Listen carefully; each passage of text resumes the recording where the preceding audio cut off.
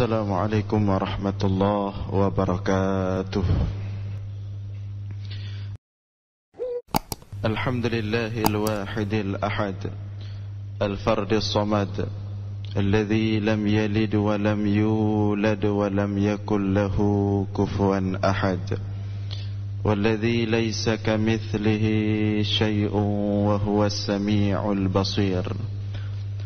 Allahumma salli wa sallim wa barik ala sayyidina wa maulana Muhammad alladhi da'a an-nas wa arsyadahum ila tauhid rabbil ibad.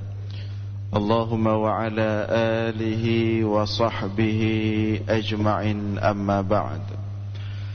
Puji beserta syukur senantiasa selalu kita persembahkan kepada Allah Subhanahu wa ta'ala, Tuhan yang esa pada zatnya, yang esa pada setiap sifat-sifatnya, yang esa pada setiap af'alnya.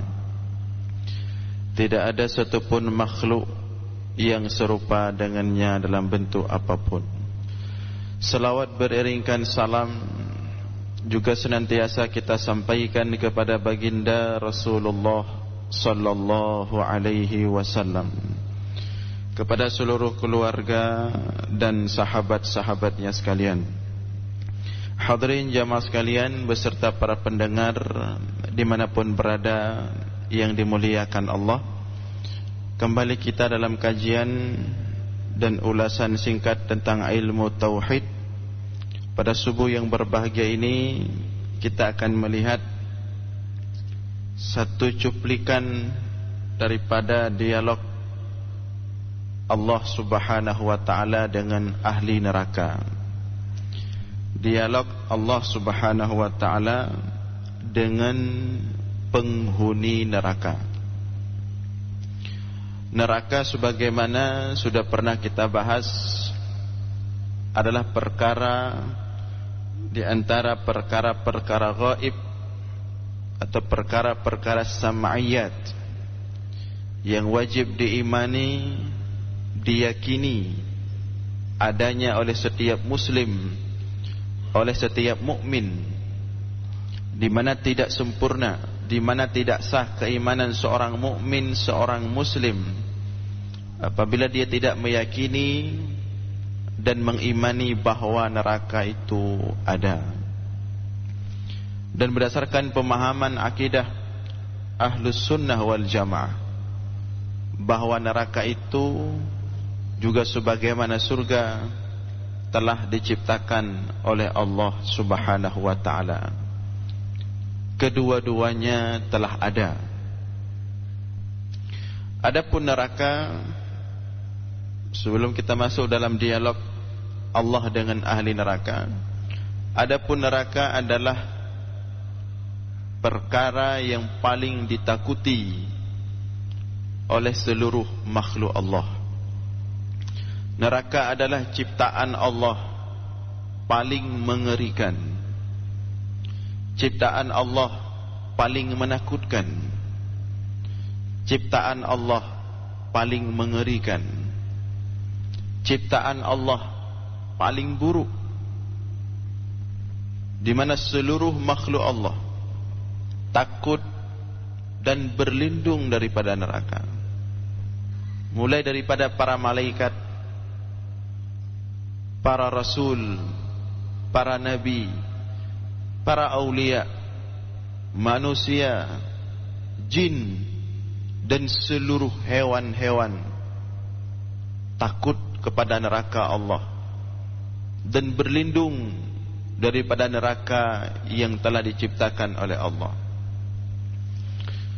Saat Nabi Muhammad sallallahu alaihi wasallam pertama melihat malaikat Mikail,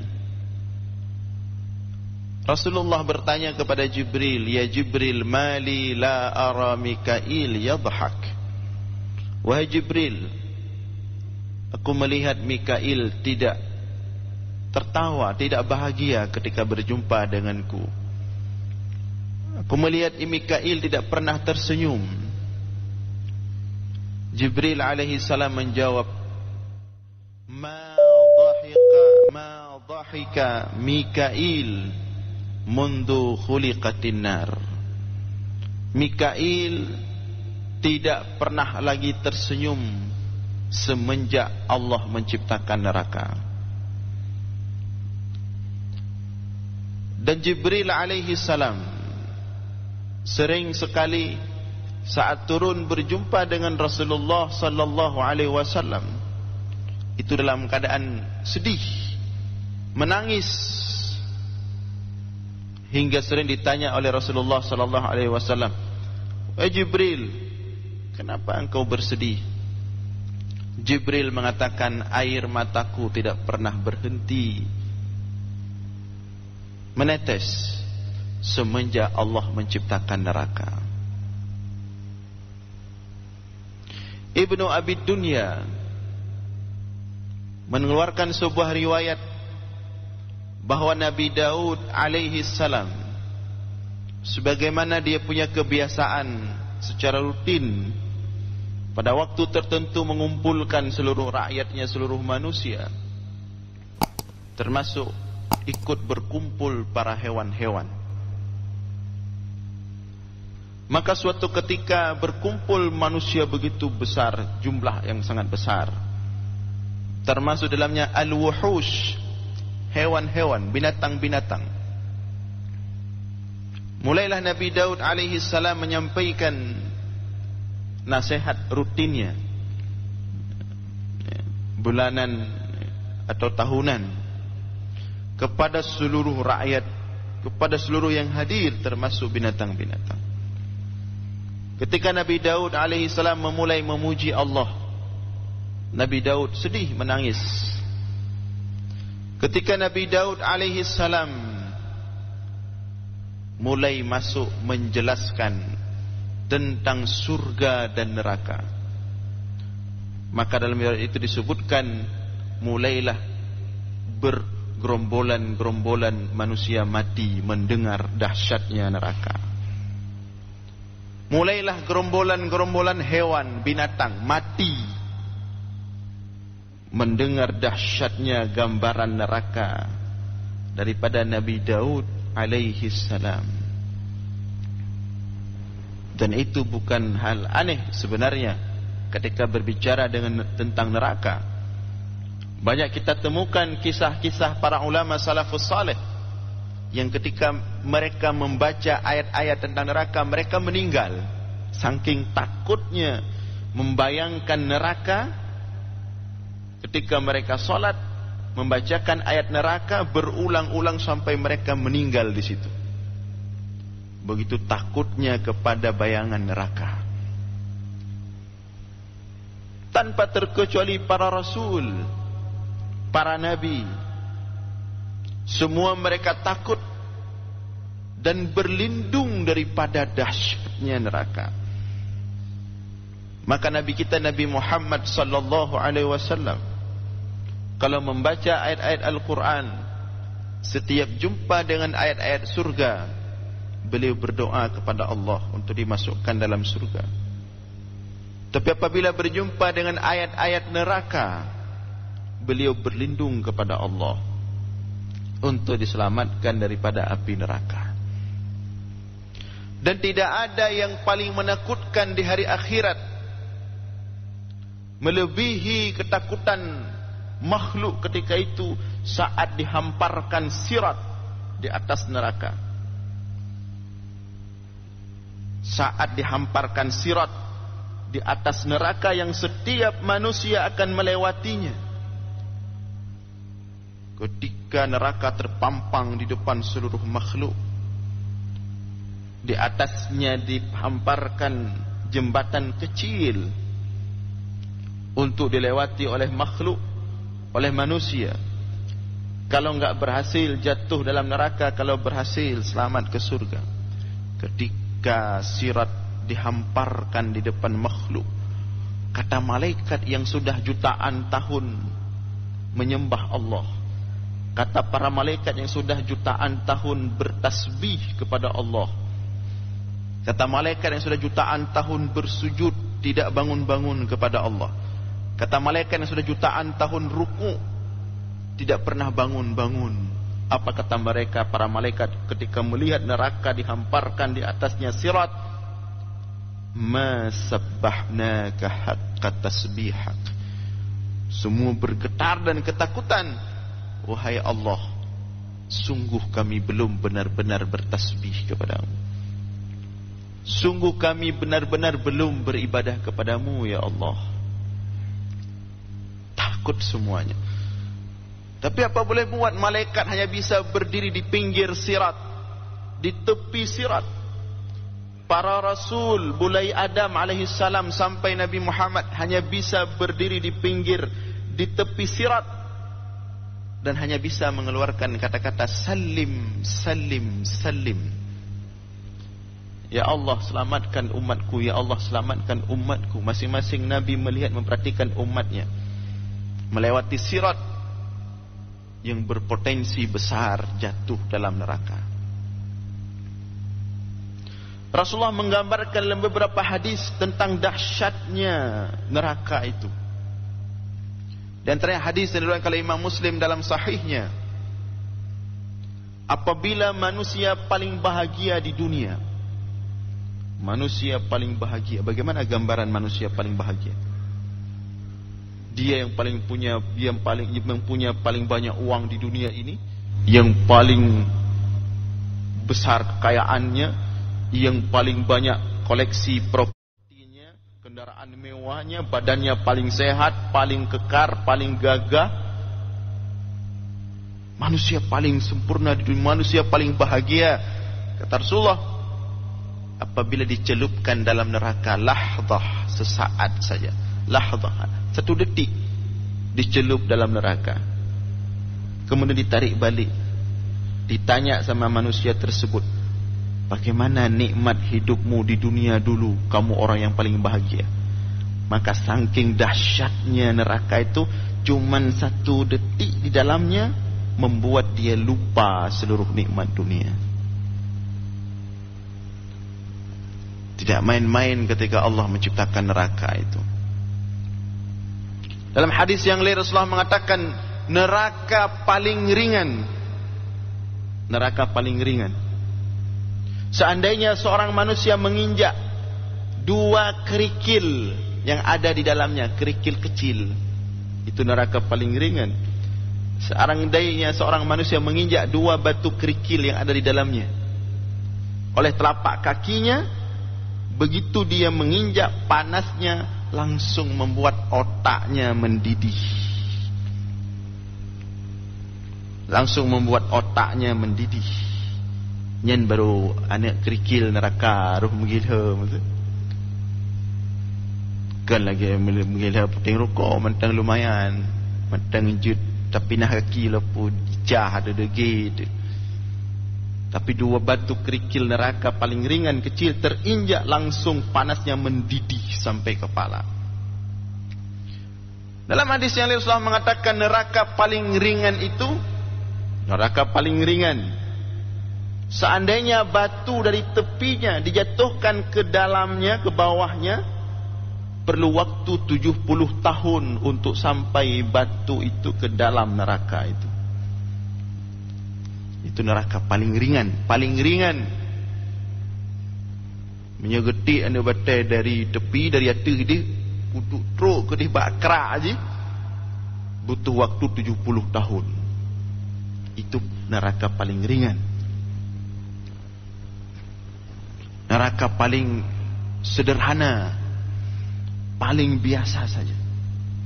Maka coba kita bayangkan, akan ada manusia waquduhan nas wal hijarah, akan ada manusia, dia bukan hanya merasakan 2 kerikil tadi, dia bukan hanya berada di atas sana, akan ada manusia yang Allah jadikan mereka kerak neraka sebagai bahan bakar neraka. Qu anfusakum wa ahlikum nara, kata Allah, selamatkan diri kalian dan keluarga kalian daripada api neraka yang bahan bakarnya daging tulang belulang manusia dan batu-batu besar. Maka kalau para malaikat, para rasul, para aulia, hewan-hewan yang mereka tidak akan masuk neraka, malaikat yang mereka tidak masuk neraka, begitu takut kepada neraka, maka sangat aneh sekali kalau kita santai-santai sekali dengan neraka ini. Yang lebih parah, merasa eloh handamang neraka. Min aina laka ya Rasulullah, dari mana kamu tahu bahwa neraka itu bukan hanya diisi oleh orang-orang musyrik, bukan hanya diisi oleh orang-orang kafir kepada Allah, bukan hanya diisi oleh orang-orang munafik, tapi akan ada neraka yang diisi oleh orang-orang beriman, oleh umat Nabi Muhammad sallallahu alaihi wasallam. Jadi ketika terbayang neraka, nyen awak musyrik atau nyen munafik, na'udzubillah, umat Nabi Muhammad akan ada yang menghuni neraka. Maka pertanyaannya, apakah kita termasuk di antara golongan itu? Kita tidak tahu. Dan jangan pernah merasa aman. Persoalan neraka ini persoalan berat, persoalan neraka persoalan serius. Maka dua malaikat yang Allah coba, Harut dan Marut, Harut dan Marut, dua malaikat Allah coba, berikan cobaan. Mereka berbuat maksiat. Setelah mereka berbuat maksiat, mereka sadar, diberikan pilihan oleh Allah. Kalian berdua, mau saya hukum di dunia atau saya hukum di akhirat? Kata Harut Marut, kami memilih dihukum di dunia ya Allah, tidak sanggup di akhirat, karena mereka sudah tahu neraka. Maka Jibril alaihissalam berkata kepada Rasulullah sallallahu alaihi wasallam, yang paling kutakuti, kata Jibril, aku dicoba oleh Allah seperti Allah mencoba Harut dan Marut, kemudian aku terancam masuk neraka. Yang Jibril, kehidupannya siang malam, bertahun-tahun, puluhan ribuan jutaan tahun dalam ibadah kepada Allah, sangat takut kepada neraka. Dan tidak ada satupun di antara kita yang merasa aman daripada neraka. Berat persoalan neraka. Nah, sekarang kita lihat, neraka kemudian diisi oleh penghuni-penghuninya yang na'udzubillah, kita berdoa kepada Allah kita diselamatkan daripada api neraka. Setelah penghuni neraka menghuni neraka, walaqad dzara'na li jahannam katsiran minan nas, dan sungguh kami penuhi neraka itu penuh dengan manusia, laki-laki dan perempuan, penuh.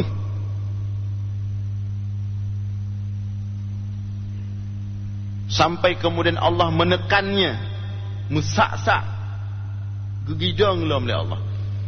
Ada hadis yang Allah memasukkan kakinya dalam neraka. Makna kaki tentu bukan seperti kaki kita, maksud ditekan penuh gula loh.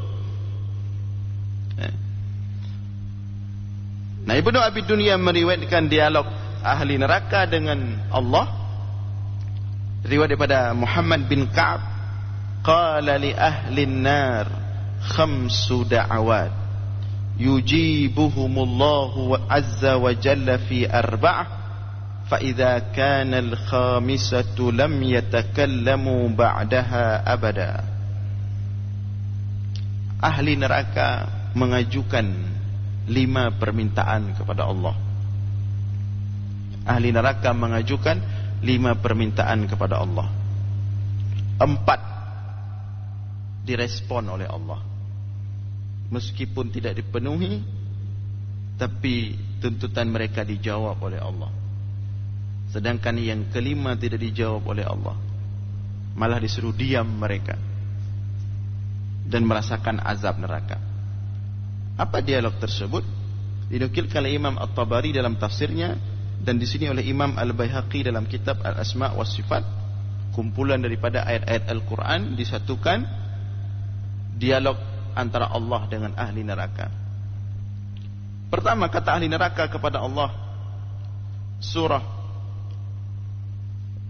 Ghafir ayat 11 dan 12. Apa kata ahli neraka? Rabbana amattana thnataini wa ahyaitana thnataini fa'tarafna bidhunubina fahal ila khurujin min sabil. Wahai Tuhan kami, telah Engkau matikan kami 2 kali, telah Engkau hidupkan kami 2 kali di dunia dan di akhirat kelak, 2 kali hidup, 2 kali mati. Fa'tarafna bidhunubina, maka kami mengakui dosa-dosa kami setelah kami mengetahui hakikat semua kehidupan ini. Fahal ila khurujin min sabil, adakah jalan keluar ya Allah? Kami tidak tahan, pengen keluar. Apa jawab Allah untuk permintaan pertama ini? Allah merespon, dzalikum bi annahu idza du'iya Allahu wahdahu kafartum wa in yushrak bihi tu'minu fal hukmu lillahil aliyyil kabir. Apa jawab Allah? Itulah balasan untuk kalian azab yang pedih dalam neraka.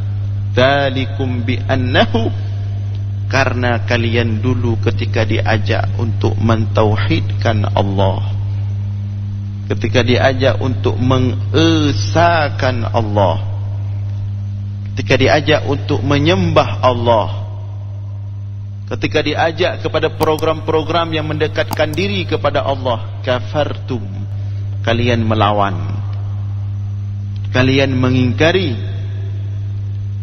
Wa in yushrak bihi tu'minu, tapi ketika diajak kepada program-program mensyirikkan Allah, menyekutukan Allah, menjadikan bagi Allah tandingan-tandingan, ketika diajak menjadikan Allah di atas segala-galanya, kalian enggak mau dulu.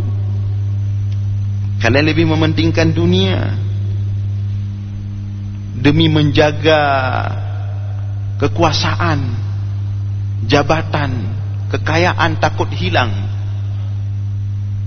Ketika diajak menjadikan Allah di atas segala-galanya, kafartum, kalian mengingkarinya.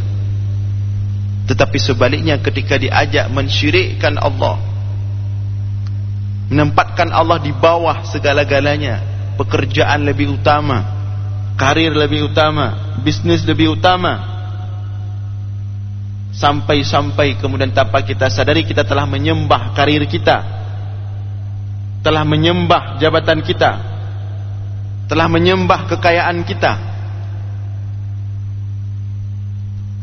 Tu'minu, ketika itu diajak kalian setuju melakukannya, fal hukmu lillahil aliyyil kabir, dulu kalian bisa seperti itu, mudah kalian atur hukum dulu, mudah kalian atur keputusan-keputusan siapa yang bersalah, siapa yang benar.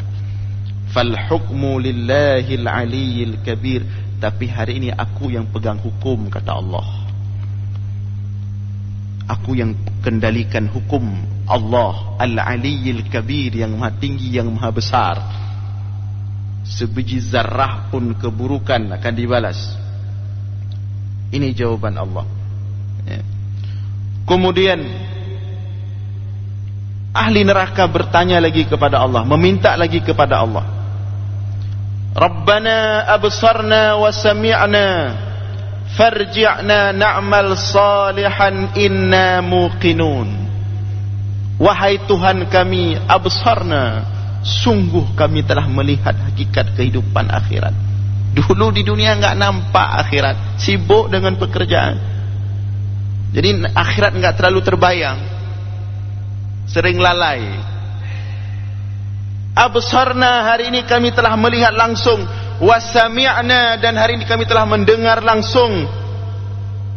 Farji'na na'mal salihan, kembalikan kami ya Allah sejenak saja. Farji'na na'mal salihan, dulu kami enggak ingat, sekarang baru ingat, udah lihat langsung. Dulu meremehkan.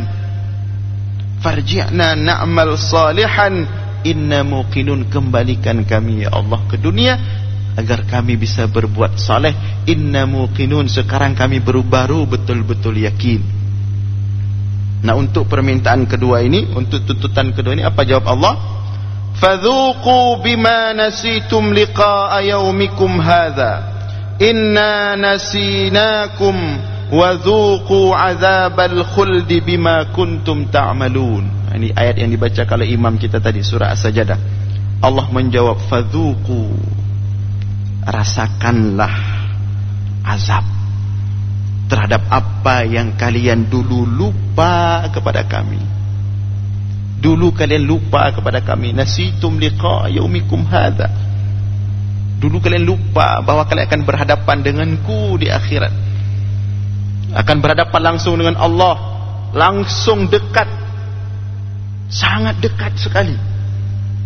Di depan Allah diberdirikan, dihadapkan. Tapi dulu kalian lupa. Inna nasinakum. Maka hari ini kami lupakan kalian. Nikmatilah azab, rasakanlah azab. Wa dzuqu 'adzabal khuldi bima kuntum ta'malun. Diulang lagi oleh Allah, dan rasakanlah azab yang kekal bima kuntum ta'malun, terhadap berbagai macam perkara kehidupan dunia yang kalian geluti dan kalian lakukan dulu ketika di dunia. Maka hati kita sering lupa akhirat.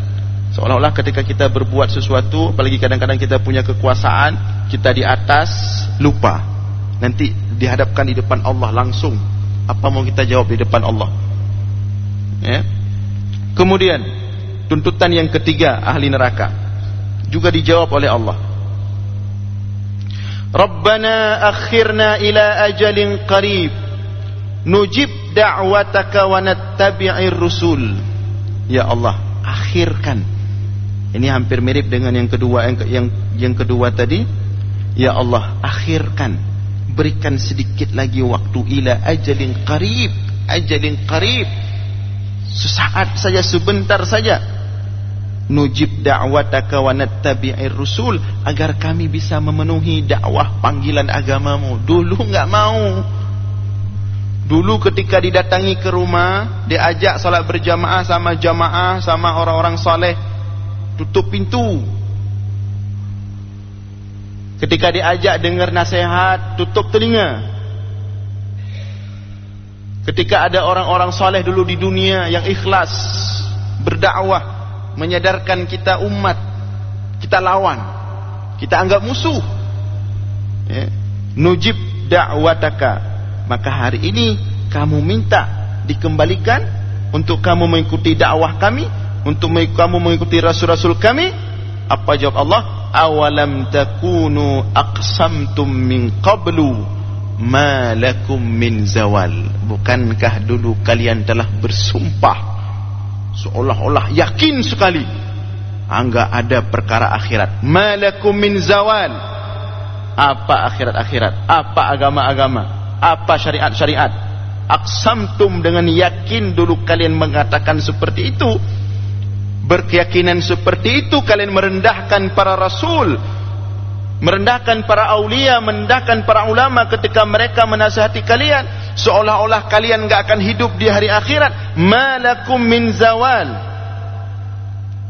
Sekarang nikmatilah sumpah kalian dulu.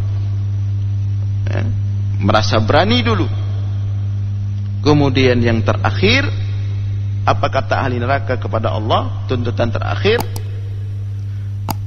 yang keempat maksudnya, Rabbana akhrijna na'mal salihan ghairal ladzi kunna na'mal. Minta dikeluarkan dari neraka. Rabbana akhrijna na'mal salihan, ya Tuhan kami, keluarkan kami dari neraka agar kami bisa berbuat saleh sebagai ganti perbuatan buruk kami dulu.